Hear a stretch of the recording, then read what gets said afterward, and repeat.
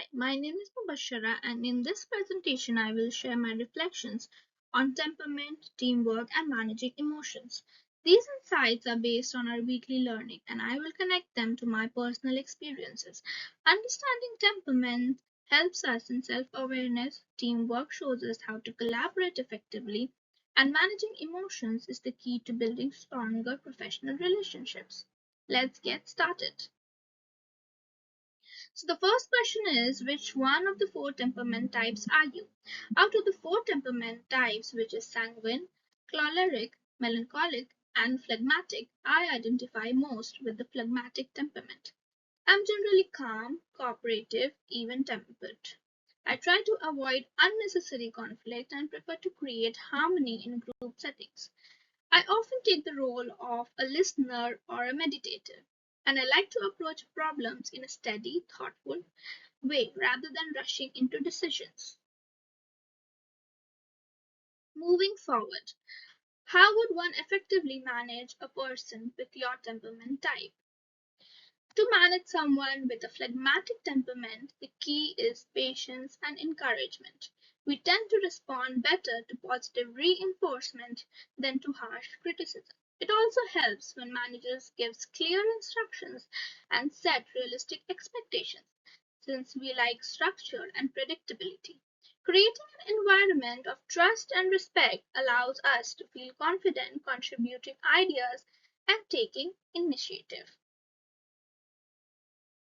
Next, describe two ways a manager can foster teamwork during a meeting. There are many approaches, but I will share two important ones. First, a manager can set clear goals and roles at the start of the meeting so everyone knows what's expected and understands their part in the project. Second, a manager can encourage participation from all members, especially those who are quieter, by asking for the input directly.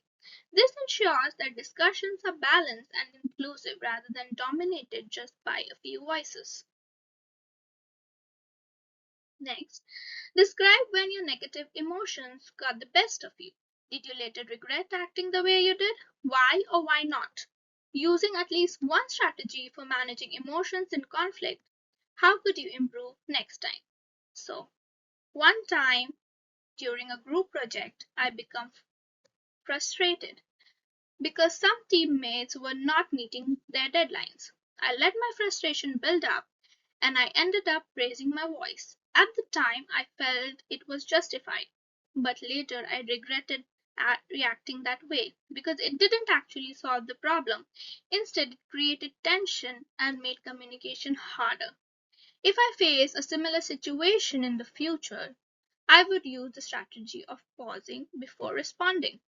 Taking a step back to breathe and reflect would help me approach the situation calmly, so I could express my concerns without letting my emotions take over.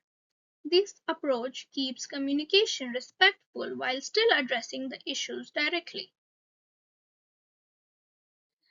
Finally, to wrap up, identifying our temperament type helps us in understanding how we work best and how others can manage us more effectively. Managers play a big role in fostering teamwork, and managing emotion is the key to maintaining healthy relationships. By practicing these skills, I believe I can grow both personally and professionally. Next, these are all the references I use for my presentation. Thank you for listening.